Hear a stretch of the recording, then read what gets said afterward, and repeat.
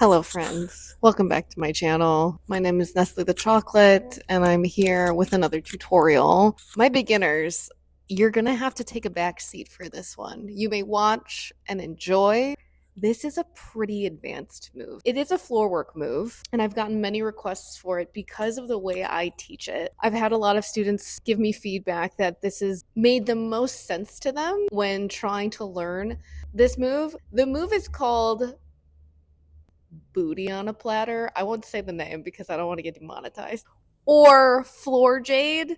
If you're familiar with the aerial move called Jade, it is the floor version. What needs to be warmed up for this move are your legs, your core, specifically your obliques, and your wrists. Make sure you warm up your wrists properly.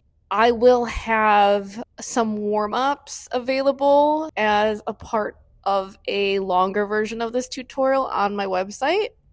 You can go check that out. I need you to trust and believe, okay? Trust me, believe me when I say that this is not a real split, okay? I am not the most flexible in the pole world. That is why I find that my students tend to catch on fairly quickly when it comes to this move when I teach it. It is not a real split. I'm not lying to you. I promise I wouldn't lie to you about something like that. It's really all about the orientation of your hips. You can do FloorJade without the pole. However, if you really need to cheat your split, your fake split, it's really helpful to do this with the pole. That way you can also enter and exit through different ways around the base. The pole really gives you a good amount of support, and I rely on it quite a bit. So let's get started. I'll show you what the move... No, I'm not. I'm not going to show you the move just yet. I've had a lot of people say like, well, can you show us the move first? You know why I don't like doing that? Because when I do that, you already make assumptions about what you're supposed to do in the move. I don't want you to do that. Don't do that. Don't make assumptions. That's why I don't show the move beforehand, because if I show you the move before I teach it, you will start thinking ahead, and I don't want you to think ahead. Just ride this wave with me, okay? So before we even get to the move itself, there are some mechanics I really want you to make sure you can achieve that makes sense, that again, this is very oblique heavy as well as spine. Your spine has to twist in a very specific way. If you have your candlestick, it's a shoulder stand just on your shoulders. And you go up and you come here. I'm up here. When you are in your shoulder stand, what we want to be able to do, I want you to imagine, bear with me, imagine you were cut in half from here, so that this half moves differently than this half. My torso and my hips have to disconnect from each other in a way. Once you get in your shoulder stand, I want you to try to think, and this is also very important, pick where your audience is. If you are doing illusions, it really matters where you situate yourself, or else it doesn't look that exciting. You are my audience, thus I am directing this move towards you. With this move, I want you to think crotch towards your audience. It is not hip towards your audience. It is going to be your crotch to the audience, meaning once I get here, what I first want to imagine doing, again, I'm cut in half here. I'm trying to turn and see how my whole crotch is facing you. I'm imagining being twisted and being able to twist my hips, squeeze that oblique, and start to stack here. That's what we're first trying to get. That is critical. So if that's already hard, I want you to stop here and just practice that. The ability to almost toss your hips from hand to hand. I'll show you what it looks like straight on from both sides. So I'm here, my hands are on the sides of me. I want to think about twisting and then placing and almost kind of like dipping into that hand. I lift, twist, dip. Do you see how it's a platter? My hand is a platter. Twist, dip, twist, dip. I know I make that look easy. Trust, I have practiced that quite a bit because I realize how vital it is to hit, and yes, do both sides.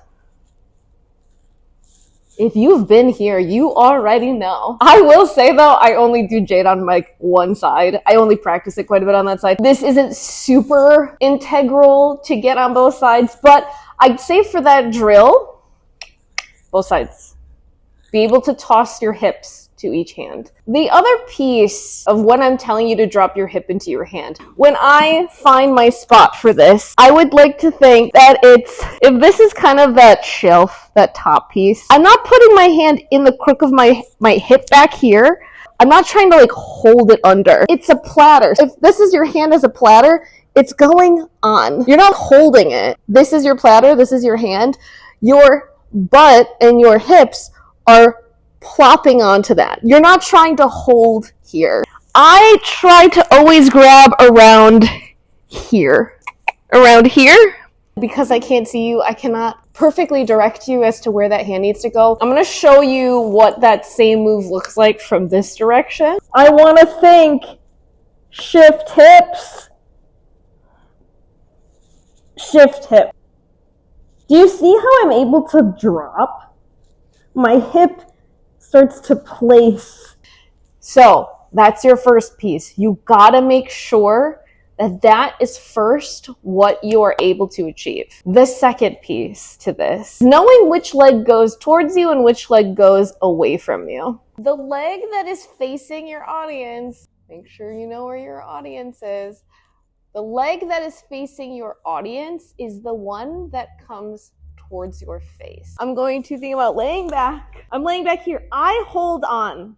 This is important. I use the pull for this as it adds and helps me deepen, ultimately make it look like I have an oversplit. I'm going to start not too far from my pull. I would say there's like a slight bend around here. Notice I'm not grabbing super high or super low. There's a slight hang. What we're going to end up doing is being able to turn and push.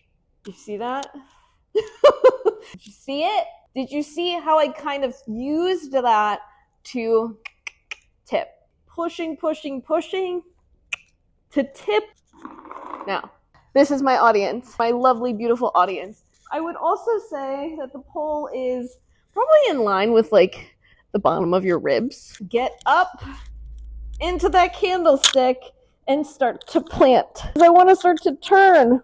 So my crotch is facing to you. The leg that's technically closer to the audience when I first start this is my right.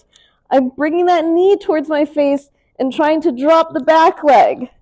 That's when you extend, and there's your jade. She's one of my favorite tricks. I think she's beautiful. She's great for photo shoots. And what's cool is that there are a lot of really interesting ways to get in and get out of it. I do have some classics that I will show you in the extended version on my website, thearchives.softsteelsanctum.com. When I drop and I lift and I'm here, I twist, right crotch to audience. I start to drop right knee because that's the one that started facing the audience. Drop that towards my face, start to extend the back leg. That's when I then extend. Please try to not drop out of this and fall out of it. You can, like I said, hurt your wrist if you just fall out of it. Try to bring your hips back and gently roll out. Third and final piece to make sure this looks right. What happens a lot of time is that back leg, your split will probably look like this for a while. There's nothing wrong with that. It's still a straight line, but being able to flatten it out, make it parallel to the ground, it's gonna feel very uneven. Your obliques and your core and your brain, the way they're speaking to you, are gonna think that the way you're getting into it, it's perfectly fine. There is gonna be quite a bit of drop through the back leg, and that really is a lot of your hip flexor being pretty open and stretched. That's why I said make sure you stretch your obliques, your hip flexors for this move. It's honestly a tilting of the hips as well. The hips have to kind of tilt in a way that doesn't necessarily feel familiar. This is where we get a little crazy. Did you see for a moment how it looks like that is that last push. Watch this arm. She's doing a lot of work. Watch her. I'm coming here, right? I'm twisting. See how you can see my hip? Do you see this arm? It's doing a fuck ton of work. Holding me up. This bad boy is really supporting me so that I can really dip as much through my hips as I need in order to achieve as much of a split as I need. The tighter your hips, the less of a line you're able to access, the more you're gonna have to tip. And these are like the moments where I notice students having the most problem.